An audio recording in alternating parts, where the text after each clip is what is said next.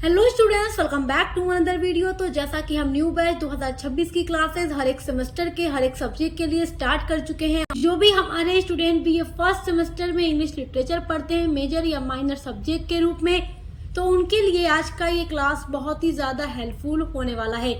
Unit number 2 में आपके दो टॉपिक दिए गए हैं। पहला है एलिमेंट ऑफ शॉर्ट स्टोरी, दूसरा है types of prose and prose style. तो एलिमेंट ऑफ शॉर्ट स्टोरी को हमने इसके पहले वाली वीडियो में पूरा कंप्लीट कर लिया है, जो यूनिट नंबर 2 की पार्ट 1 है। आज की वीडियो यूनिट नंबर 2 की पार्ट 2 है, जिसमें हम types of prose and prose style को पढ़ने वाले हैं, जिसमें आपको autobiography, biography, memoir, travelogue, periodical essay, formal essay and personal essay के बारे में पढ़ना है। तो ये जो टॉपिक आप देख रहे हैं, यहाँ से कभी एग्जाम में लॉन्ग क्वेश्चन नहीं आता, हमेशा शॉर्ट क्वेश्चन में ये पूछे जाते हैं। समझ लीजिए कि 4 से 5% गारंटी होती है कि यहाँ से लॉन्ग में क्वेश्चन आ जाए, बल्कि 95% क्वेश्चन हमेशा शॉर्ट में ही आते हैं। तो आपको टेंशन लेने की बिल्कुल भी जरूरत नहीं है। यूनिट नंबर 1 भी हम कंप्लीट करा चुके हैं, तो आप उसके लिए चैनल पर विजिट कर लीजिएगा। चलिए आज का वीडियो स्टार्ट करते हैं। ऑटोबायोग्राफी मतलब होता है आत्मकथा। तो आपने हिंदी में आत्मकथा सुना होगा, उसी को इंग्लिश में ऑटोबायोग्राफी कहा जाता है। ऑटोबायोग्राफी जो है, देखिए 3 वर्ड से मिलकर बना हुआ है, auto plus bio plus graph.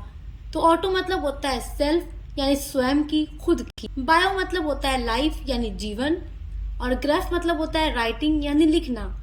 तो खुद के जीवन को अपने हाथों से लिखना क्या होता है? ऑटोबायोग्राफी होता है। Autobiography means self written life story. आत्मकथा मतलब होता है सेल्फ यानी खुद की, रिटर्न लिखना, लाइफ स्टोरी अपने जीवन की घटनाओं को, अपने लाइफ के बारे में हर एक चीज को लिखना, अपने अचीवमेंट के बारे में, अपने फेलियर के बारे में, अपनी सक्सेस के बारे में, अपने बारे में हर एक चीज जो कुछ भी आपके लाइफ में हुआ, अगर आप उसको अपने हाथों से लिख रहे हैं तो वो आपकी ऑटोबायोग्राफी है। इन ऑटोबायोग्राफी में the story of a person's life written by that person himself.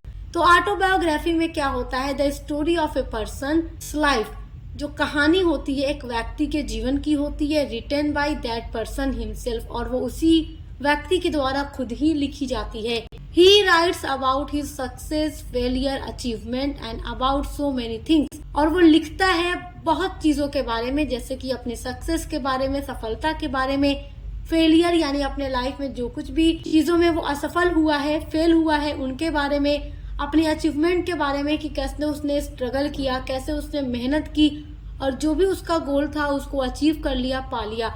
And about so many things, और अपने लाइफ के बारे में, हर एक चीज के बारे में जो भी वो चाहे लिखता है अपने हाथों से, तो वो होती है ऑटोबायोग्राफी यानी कि आत्मकथा, यानी अपने लाइफ को खुद ही लिख डालना। दूसरा है बायोग्राफी। बायोग्राफी मतलब होता है जीवनी। जो ऑटोबायोग्राफी होती है और जो बायोग्राफी होती है, ये दोनों ही किसी इंसान के लाइफ स्टोरी को कवर करते हैं। फर्क बस इतना होता है कि ऑटोबायोग्राफी उस इंसान के द्वारा खुद ही लिखी जाती है जिसकी लाइफ होती है, जिसकी लाइफ स्टोरी सुनाई जाती है, और बायोग्राफी में किसी इंसान की लाइफ स्टोरी को कोई और पर्सन लिखता है। तो बस इतना ही डिफरेंस है, बाकी सारी चीजें सेम है। Biography means the story of a person's life written by somebody else. तो बायोग्राफी, जिसको हिंदी में जीवनी कहते हैं, मीन्स मतलब होता है द स्टोरी, कहानी ऑफ ए पर्सन्स लाइफ, किसी व्यक्ति के जीवन की, रिटन बाय लिखी जाती है, समबडी एल्स यानी किसी अन्य व्यक्ति के द्वारा। A biography is a written account of someone's life detailing their experiences, accomplishment and challenges written by someone else. तो जो बायोग्राफी होती है किसी भी इंसान की, उसमें उसके लाइफ की पूरे अकाउंट यानी कि उसके लाइफ के बारे में, हर एक चीज के बारे में होता है, उसके एक्सपीरियंसेस के बारे में, उसकी चैलेंजेस के बारे में, उसकी अकॉम्प्लिशमेंट के बारे में, उसके सक्सेस के बारे में, फेलियर के बारे में, अचीवमेंट के बारे में, उसके हॉबीज के बारे में, मतलब एक इंसान के जीवन में जो कुछ भी होता है उसके बारे में लिखा होना। जैसे आप लोग भी बहुत सारे लोगों की बायोग्राफी सर्च करके पढ़ते होंगे, देखते होंगे, किसी राइटर की, किसी पोएट की, तो वो क्या है, तो उनकी जो बायोग्राफी आप पढ़ते हैं वो कोई भी लिख सकता है कि उन्होंने अपने जीवन में ऐसे किया, ऐसे किया, ऐसे किया। और अगर आप किसी इंसान की लाइफ के बारे में पढ़ रहे हैं और आप जिसके बारे में पढ़ रहे हैं वो इंसान खुद ही अपने बारे में लिख कर गया हो, तो वो उसकी ऑटोबायोग्राफी हो जाती है। तो बस यही इतना डिफरेंस है ऑटोबायोग्राफी एंड बायोग्राफी में। और ये क्वेश्चन एग्जाम में अक्सर पूछ देता है, right the difference between autobiography and biography.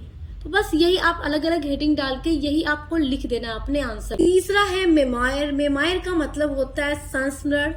A memoir is a form of autobiographical writing that focuses on a specific period। जो मेमोयर होता है इसको हिंदी में संस्मरण कहते हैं। is a form, ये रूप है of autobiographical writing।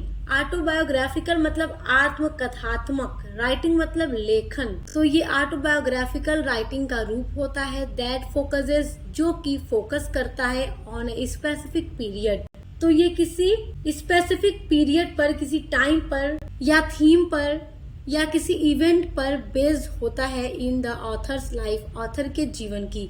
तो जो इंसान मेमोयर लिख रहा है तो वो अपने लाइफ में किसी भी स्पेसिफिक पीरियड के बारे में या किसी इवेंट के बारे में, किसी घटना के बारे में, किसी थीम के बारे में लिख रहा होता है।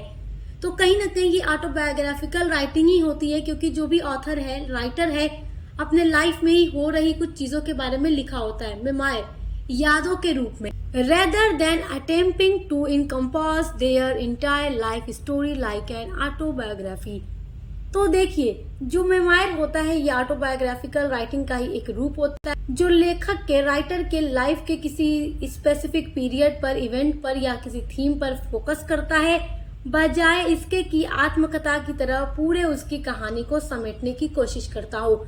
मतलब ये ऑटोबायोग्राफिकल है, बट ये राइटर की पूरी स्टोरी को कवर नहीं करता, पूरी लाइफ स्टोरी को कवर नहीं करता ऑटोबायोग्राफी की तरह, बल्कि ये किसी स्पेसिफिक इवेंट को कवर करता है। जैसे कि राइटर कहीं पर गया हो, कहीं किसी फंक्शन में गया हो या कहीं पर भी गया हो, उसको उस जगह की याद आ रही हो, एक याद के रूप में वो लिखता है कुछ, तो अपने साथ गुजरी हुई चीजों के बारे में ही लिखता है, अपने एक्सपीरियंसेस के बारे में ही सोच कर लिखता है। लेकिन वो उसकी ऑटोबायोग्राफी नहीं होती जो उसकी पूरी लाइफ स्टोरी को कवर करे, वो एक स्पेसिफिक इवेंट को या पीरियड को कवर करता है। It is based on authors personal memories and experiences. और जो मेमोयर होता है ये बेस्ड होता है, आधारित होता है on authors personal memories and experiences. लेखक की पर्सनल यानी व्यक्तिगत यादें और उसके जो अनुभव होते हैं उन पर ये पूरी तरीके से बेस्ड होता है। तो आई होप कि मेमोयर क्या है आप बहुत अच्छे से समझ के होंगे। ये एग्जाम में जरूर पूछता है वेरी शॉर्ट में, तो इसको अपनी नोटबुक में नोट जरूर कीजिएगा। चौथा है ट्रेवेलॉग। ट्रेवेलॉग का मतलब होता है जिसमें यात्रा का, जर्नी का वर्णन हो। ट्रेवेलॉग, ट्रेवल मतलब क्या होता है? यात्रा। The account of journey is known as the travelogue. The account of journey, journey मतलब यात्रा, अकाउंट मतलब जिसमें पूरी यात्रा का विवरण हो, लेखा जोखा हो, पूरी यात्रा का वर्णन हो, इज नोन जाना जाता है एज द ट्रेवेलॉग, ट्रेवेलॉग के नाम से। It is based on personal knowledge and experiences. It is based on, यह आधारित होता है पर्सनल व्यक्तिगत, नॉलेज मतलब ज्ञान, एंड एक्सपीरियंसेस मतलब अनुभव।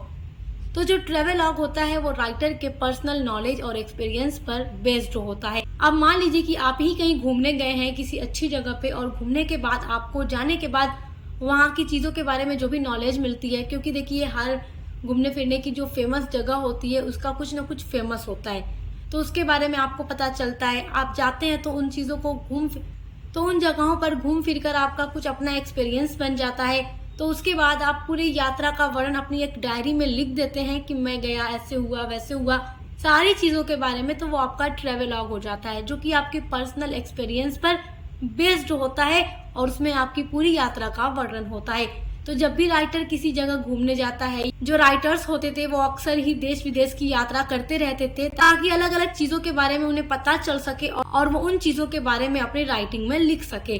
तो वही होता है ट्रेवेलॉग, जिसमें किसी यात्रा का, किसी जर्नी का पूरा विवरण हो, डिस्क्रिप्शन हो। पांचवा है पीरियोडिकल एस्से। पीरियोडिकल एस्से का मतलब होता है एक पीरियड पर, एक टाइम पर निकलने वाला निबंध या एस्से। पीरियड मतलब क्या होता है? अवधि। तो एक फिक्स पीरियड पर, अवधि पर, टाइम पर निकलने वाला एस्से, पब्लिश होने वाला essay. A periodical essay is a short work of non fiction typically published in a magazine और journal at regular intervals that explores a particular topic। तो पीरियोडिकल एस्से होता है इज ए शॉर्ट वर्क, जो एक छोटा कार्य होता है, ऑफ नॉन फिक्शन, गैर काल्पनिक कार्य। तो ये एक छोटा सा गैर काल्पनिक काम होता है। टिपिकली पब्लिश्ड, जो आमतौर पर पब्लिश्ड होता है इन ए मैगजीन, मैगजीन में, और जर्नल, जर्नल में। और कब पब्लिश्ड होता है? एक फिक्स टाइम के बाद। जैसे कि चाहे मंथली हो सकता है, वीकली हो सकता है, डेली नहीं होता, एक फिक्स टाइम होती है, उसी पर वो पब्लिश होता है, चाहे जर्नल में या मैगजीन में। और जो पीरियोडिकल एस्से होता है वो किसी स्पेसिफिक सब्जेक्ट के ऊपर बेस्ड होता है, often related to manners, morals और करेंट इवेंट्स, जो अक्सर मैनर्स शिष्टाचार, मोरल यानी नैतिकता और करेंट इवेंट्स वर्तमान घटनाओं से संबंधित होता है। It was developed in England during the 18th century, और ये इंग्लैंड में 18वीं शताब्दी में डेवलप हुआ था, विकसित हुआ था। तो जो पीरियोडिकल इससे होता है ये सोशल पर्पज से लिखा जाता है और ये एक फिक्स टाइम पर पब्लिश्ड होता है, चाहे वीकली या मंथली, मतलब कोई भी फिक्स टाइम हो सकता है। और ये पब्लिश्ड किस में होता है, चाहे मैगजीन में या जर्नल में। तो ये पीरियोडिकल एस्से होता है। छठा होता है फॉर्मल एस्से। फॉर्मल मतलब होता है औपचारिक, एस्से मतलब निबंध। तो फॉर्मल एस्से यानी औपचारिक निबंध। Formal essay were introduced in England by Francis Bacon. Francis Bacon ये राइटर थे। तो फॉर्मल एस्से जो होता है इसको इंट्रोड्यूस किया गया था या लाया गया था इन इंग्लैंड में बाय फ्रांसिस बेकन के द्वारा। Formal essay based on reality.